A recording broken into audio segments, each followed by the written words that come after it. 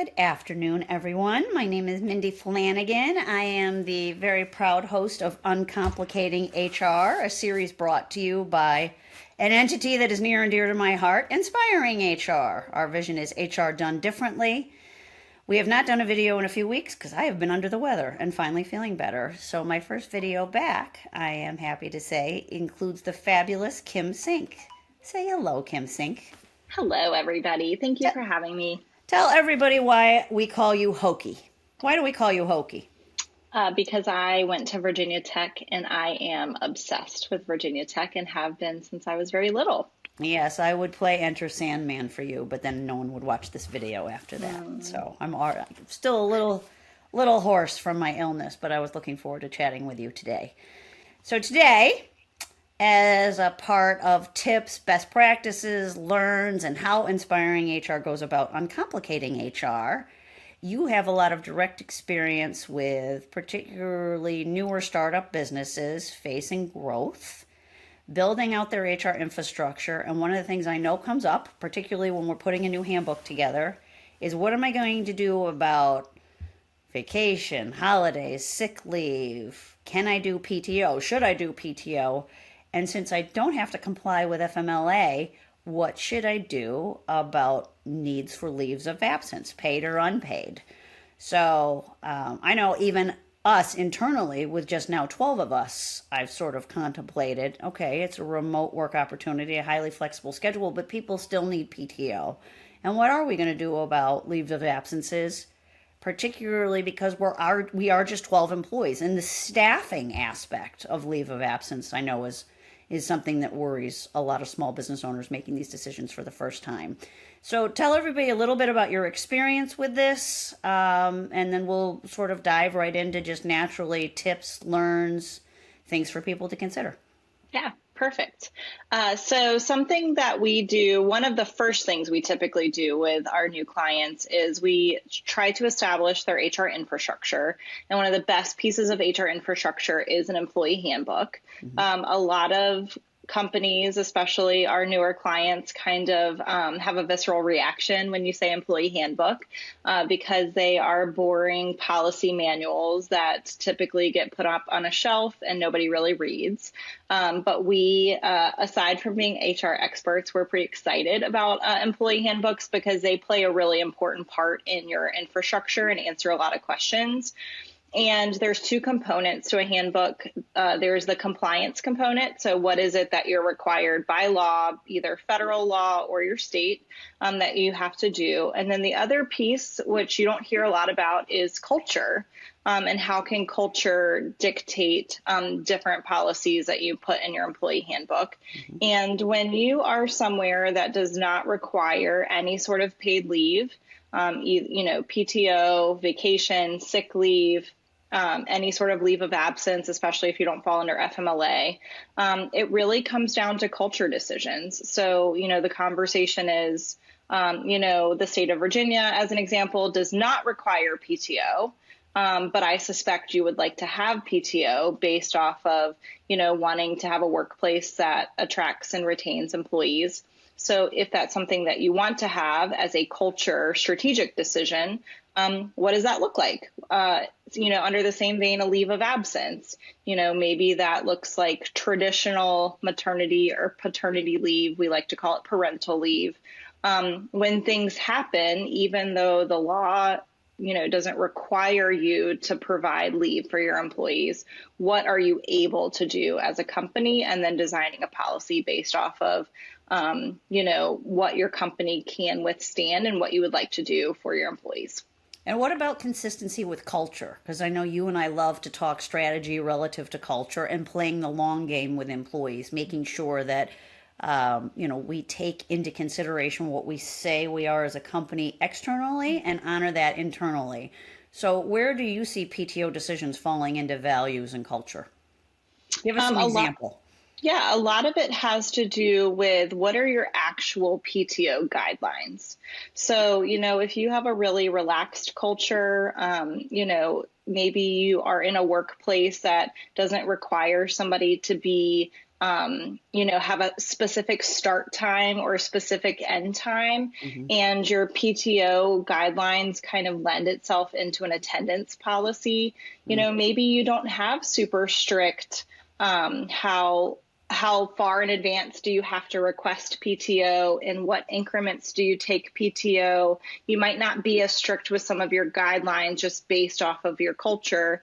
Maybe you have a culture where you want to explore quote unquote unlimited PTO. We know that it's not all unlimited, but some of the decisions around how PTO or any other sort of leave has to do with what is the type of workplace you currently have, what is the type of workplace you ultimately want to have, and also what kind of industry you're in. So let's talk a little bit about that unlimited PTO. Now, I think I'm not a fan, never was a fan, because I've always worked around a lot of overachievers. I've been lucky like that. And unlimited PTO meant almost nobody took PTO ever. Because once you took it, there was like a spotlight on you, like kind of on a how dare I, or it's like you read it in theory in the offer letter and that sounds awesome, but then the reality of the work culture is, okay, unlimited PTO, but somebody's covering me for me during that unlimited period of time, and I like these people, and I don't want to dump all of that time on somebody else, and then they're going to dump all that time on.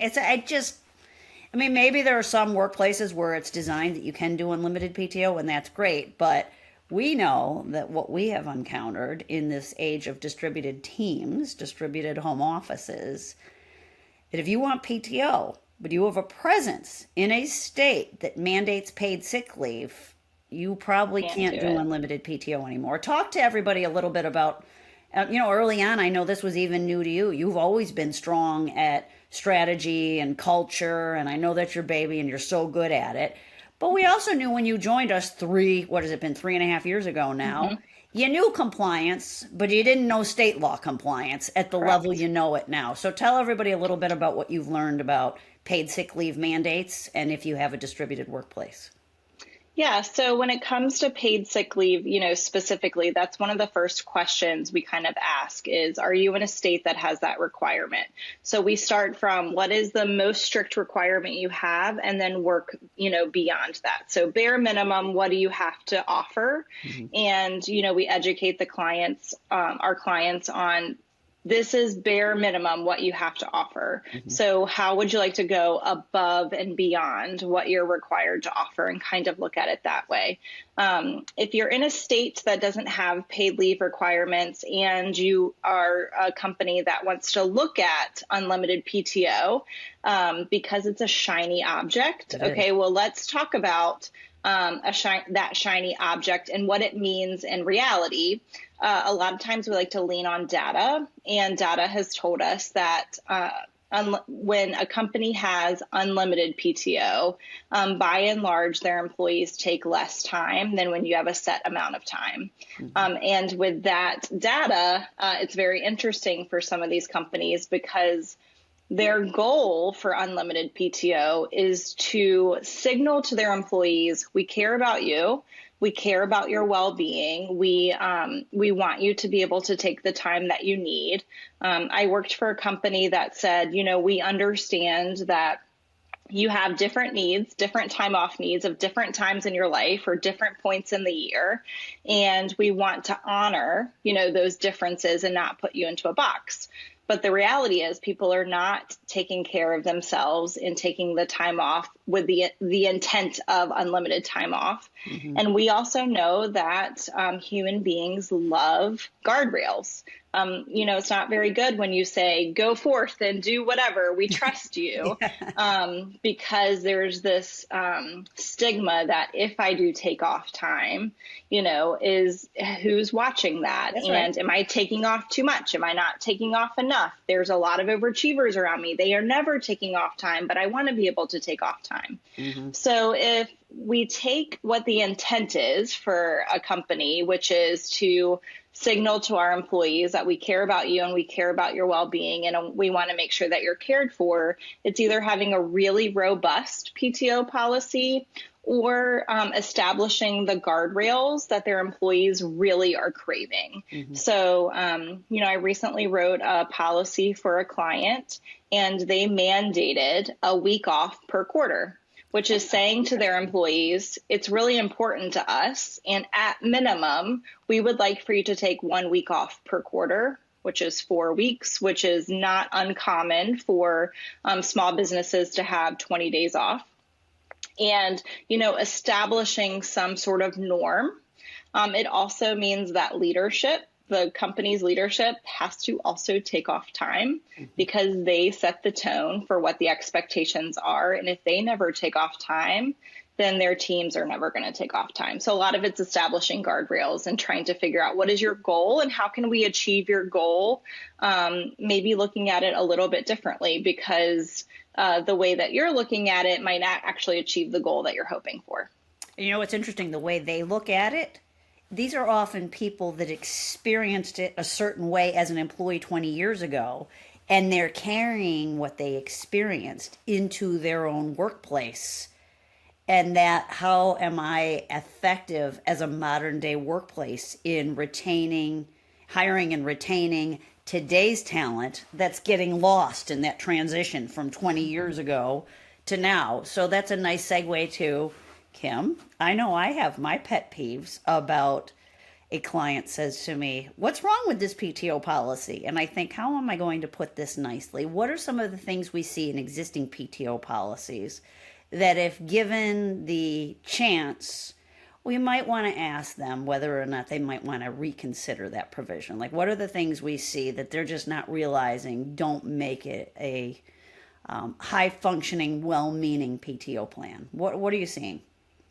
This is often the review this handbook and tell me what's wrong with it. And then we see what that's concerning in existing PTO policy. So one thing that we do really good at Inspiring HR, I think, is we try to understand our clients' mission, vision, and values. And we even put values or mission, vision, and values at the front of a handbook. But I always go back to their values and I try to pair up their values with the policies that they have in place. So, if you have a value of respect, and you have a punitive policy, then I'm going to say, how is this in line with your value of respect? So I tried to point it out using their own information. I can't say, hey, my client over here does this. Why don't you do it? Because they're not the same. That's right. But what is it at their own company, or what are their words that I can use to say, this is something that you've committed to, or you've outwardly said, this is who we are, but your policies and practice are not supporting what your goals are. So maybe we should think about, again, it kind of goes back to your goals, your short-term goals, your workplace goals for now and for later, because you can't always do a complete 180. Sometimes, with change management, you have to do little baby steps. So I like to go back to whatever they've told me in terms of values, in terms of goals, in terms of growth. If they want to grow, how do you attract employees, new hires, if you don't have policies that support what people are asking for in today's, workforce. Right.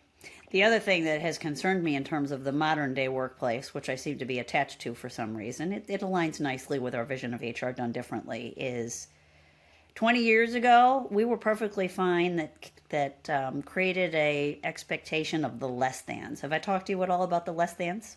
I don't think you have. So the less thans are, for me, we see it sometimes with current behavior of, I want to give PTO only to my exempt level salary staff and give no PTO to my full-time staff just because they happen to be non-exempt and paid by the hour. There, an example of a less than. I don't think that's great for culture. But I'm drawing this parallel because this is why you are on the front lines of service and I am not. I've almost been doing it so long and I've gotten so frank with people, which I like for the sake of simplicity, that I have more lean towards that's probably not a good idea. Do it this way instead, where I really like your approach of let's talk about your values and what you say you want your culture to be. The other element of the less thans is like no PTO at all in the first year of employment, which I just don't even see how that's possible. And even just something as small as just 1 week of PTO in the first year, or even two, sometimes we see sometimes in the hospitality and the construction industry. It's just when I'm seeing the same policies from 30 years ago, I'm concerned because the workforce today is not the same as 30 years ago. None of our lives are the same as 30 years ago. So, thoughts on that? One thing that I sometimes try to convey to clients is don't make assumptions for people. We've talked a lot about not making assumptions for people, and to assume that somebody who's brand new in a job or is at a lower level of a job is to assume that they don't need time off like every other adult in, the world. So, if you are trying to attract really good talent and somebody has been at a company for 15 years and they're looking for a change and they're great talent, and now all of a sudden they're going somewhere where they've been successful for 15 years, and now I'm coming somewhere and I'm being, treated like I'm on probation. We hear a lot about a probationary period. You know how much I hate the term. Which we hate. Yes, we prefer introductory period because you're not on probation. You're starting. How not assigning you a parole officer. That is correct. So what's the signal to that talent that you want to bring over when you're saying, hey, we really want you, but we don't value your time or your work-life balance until you've proven to us your worth for a year? That's just, I don't know. That just seems very, very old school. And of the same vein, maybe some of your lower level employees, studies can show that they probably actually could benefit more from time off than higher level, just based off of socioeconomic differences and what their needs are. They could stand to take time off to go to the doctor, or they are more likely to be caregivers. One could argue that they need more time than some of the higher level roles, and the higher level roles are oftentimes more flexible by nature. So you might not even need as much, one could argue you wouldn't need as much time off, but we all deserve time off. Whether it's that you're doing something that you want to be doing. I would like to take a mental health day tomorrow to watch Netflix and just recharge. Or, I love Netflix, ladies and gentlemen. I love Netflix. That is a hobby of mine. Or do I need to take tomorrow off because I have to take my mom to the doctor and then take my child to the doctor? We're in a sandwich generation. So I think a lot of it's about work like this 30 years ago. That's one of the big changes. This sandwich stuff didn't exist 30 years ago. So Yeah. But my final thought would be in all of this is we understand, I even understand, even though I'm not in the front lines of service anymore, is that we understand that giving the same PTO to everybody is also something that you're going to have to reflect on relative to your values, because I would admit even in our environment, we're pretty generous with PTO for the first 3 years of employment, but I don't see getting away with, there has to be some incentive for tenure and seniority. So I don't think we're saying in all cases everybody should be getting the same PTO, but this is where it's worth a conversation with an HR consultant, not necessarily AI, to make a judgment call on how you are going to award PTO, partly based perhaps on length of service. So yeah, for sure. Yeah. The other thing is, and I know a good HR consultant can also help you figure out, do I do calendar year lump sum and prorate for the first year of employment, or do I do accrual per pay period? And I don't know about you, but a lot of times that comes down to who's tracking use of PTO. Because if you're using a payroll system, you might have an opportunity to automate some of that. And I know we work a lot with clients to make some changes to their PTO policies so that they can capitalize on payroll automation.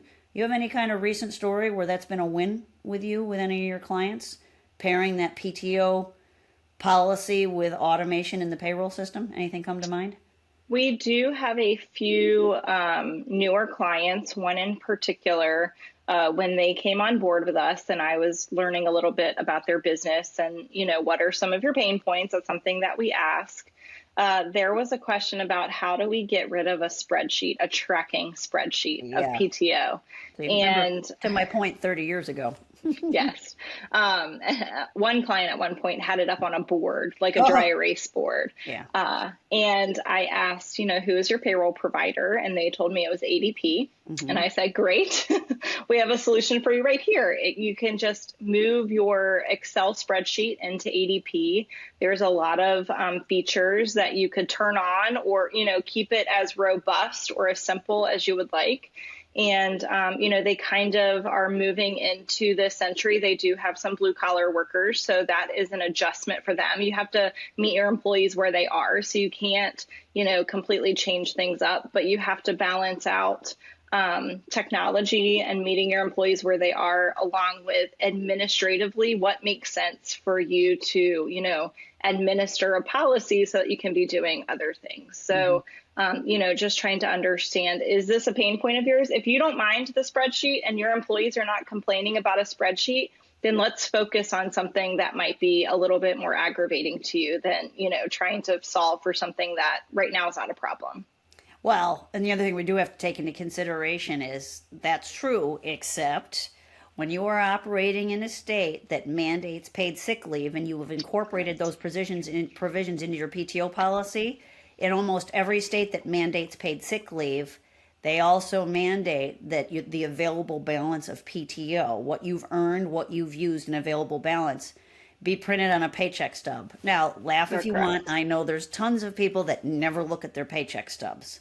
That is totally true. Probably a low-level risk, but in terms of risk selection, if you are a check-the-box with compliance type person, that's one of the things many of these laws expect is those balances to be printed on paycheck stubs. Hence the automation in the payroll system for accrual. And because a lot of them are, you get X amount of hours of paid leave per X amount of hours worked. A really common one is 1 hour of paid sick leave for every 30 hours worked. How are you tracking that? That's right. And automating a process like that can be really helpful and efficient and, check the boxes for compliance. So for these final couple minutes that we're together, I know we talk PTO a lot with our clients, and then I think the next conversation is what do we do about parental leave? And I'm happy to see this migration from maternity leave to parental leave, but it really all comes down to what versions of these do we need in our handbook? I know we have clients that come to us where, they copied somebody's handbook from somebody who was operating in a state like, let's just say California, that there were mandates for parental leave that were actually funded via payroll tax.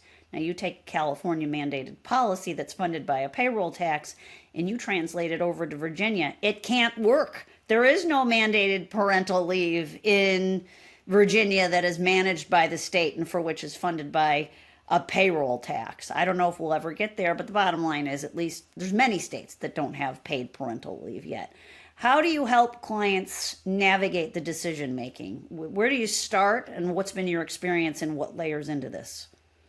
I start with what are people familiar with? And people are familiar with FMLA, which is that 12 weeks of job protection. And if you can start with what's familiar for people and say, this is what, if you were a big company, 50 employees or more, this is what the law says that you have to do. So if we use this as a model, let's pare it down from there. So if you're familiar with 12 weeks and you as a company know that that's absolutely not something that you're able to do, we'll use that and kind of going back to what feels right. Is it 6 weeks? Is it 8 weeks? What are you able to pay? And also keep in mind that you as a company don't have to fund it all. We love benefits brokers. We love making sure that our clients have a good relationship with a broker because there are some benefits that can help their employees that either the company is paying for or the employee elects into and they pay for, which can help, with bear the burden of paid leave if they know that they have an event coming up, they know that they want to have a baby. Obviously, that would not help the dad. It would help the birthing mom.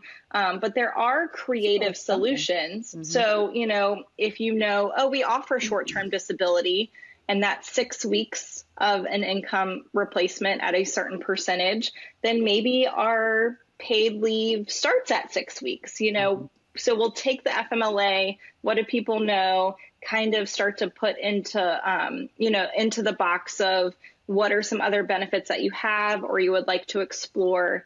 And, the other thing is, especially with a lot of smaller companies, the need for their employees to take paid leave is very small. Mm-hmm. If you have a younger workforce, maybe you do have more parental leave on the horizon. But a lot of times it's not something that's utilized often. Mm-hmm. So I like to remind clients, either for PTO or paid leave of any kind, or just a leave of absence that isn't paid, you reserve the right to change your mind.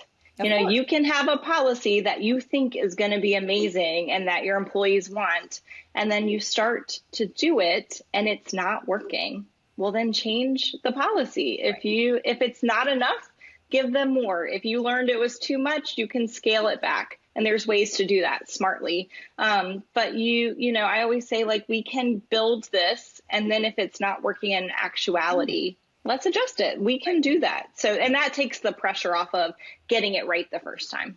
It's amazing because I know, around here we love good brand standard, creative, plain English handbooks, that yes. Employees understand, they're not intimidated by them when they sign off on them upon hire, and that frontline managers, sometimes green frontline managers, they actually refer to them and understand them as a part of them managing the people that report to them.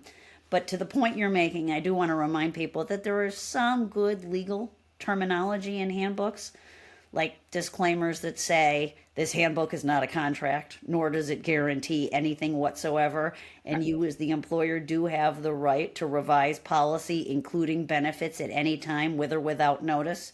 Now, we recommend you always give notice if possible, because that's just an element of a good culture with solid communication that keeps all employees rowing in the same direction happily. But to Kim's point, you're not bound to something. If it's not working, you change it. The only thing we'd advise on that you might not be able to change is if there's a policy in there that is meant to demonstrate compliance with state law, you're going to have a lot less wiggle room on that than sort of getting creative or changing up a PTO policy or a parental leave policy that's not working for you. Yeah. And I recently had a situation with a client. They're a small company, less than 15 employees, and they wanted to create a parental leave policy, which we were working on. And when we were in the middle of working on it with them, they had a candidate that they had made an offer to that they wanted to bring on board, and found out that that person was pregnant. And we had established a policy that said eligible employees can have up to 6 weeks of parental leave, I think is what it was. Mm-hmm. And we defined eligible as, a regular full-time employee being here for 6 months, et cetera. 6 months. Okay. And he said, well, I need to change the policy because I want to offer it to this new hire. We want her to come. It's manageable for us, et cetera. And instead of completely changing the policy, we said, well, you can deem somebody eligible if you would like. That's outside of what the policy is that you've written. The caveat is you must be consistent in whatever you do that's above and beyond what you are doing. So if you have another candidate and a year from now in a similar position, they've signed on with you and they, are going to have a baby or some sort of medical event. We just use having a baby because it's the most common. You just must be consistent so then you don't get into the area of potential discrimination. Mm-hmm. So, sometimes you have a policy that you may be able to bend a little bit under the guise of consistency. That's right. And that's okay too. Yep. Thank you for bringing that up, because I think that's something else that's intimidating with small business owners making these decisions for the first time. As we often joke, it's not as though you walk into, the business license office and they say, okay, but before you start that business, you have to take this HR course. Or a marketing course or a QuickBooks course for that matter. So And I love that we get this opportunity to talk to clients, the people they delegate to for these decisions, to make it a little less scary and a little less rigid than I think they fear sometimes that they're backing themselves into. Well, it has been lovely spending time with you today. I really appreciate it. Any final thoughts as we close out Uncomplicating HR for today? I would say if you are thinking about your PTO policy, any sort of leave policies, I would challenge you to think about how restrictive does it really need to be? And keep in mind that you are employing adults and they are human beings and everybody has different needs. And, what might not seem like a big deal to you as a business owner or somebody who's in leadership. Maybe a couple of extra days, not a huge deal to you, but they could be a big deal for somebody else and what their situation is. So maybe you could not be quite as rigid and trust your employees to do what's right. Love it. Hence why I don't like the term disciplinary action, and I don't like probationary period and all those negatives. I mean, sometimes I feel like probationary period is like we're sending the kid to the corner for a timeout or something. So, right. Very good point. I will close with a Kim-ism. That is right in line, ladies and gentlemen, with what she taught me, which I would say there's some Kim things that I'd like to put on bumper stickers. And one of them is ask instead of assume. So good job. Thank you so much, Kim. I really appreciate it. I hope to have you on again because I love chatting with you. We could do this for like an hour and a half and I'd have fun. So let's do it. All right. Have a great day. You too. See ya. Bye. Bye.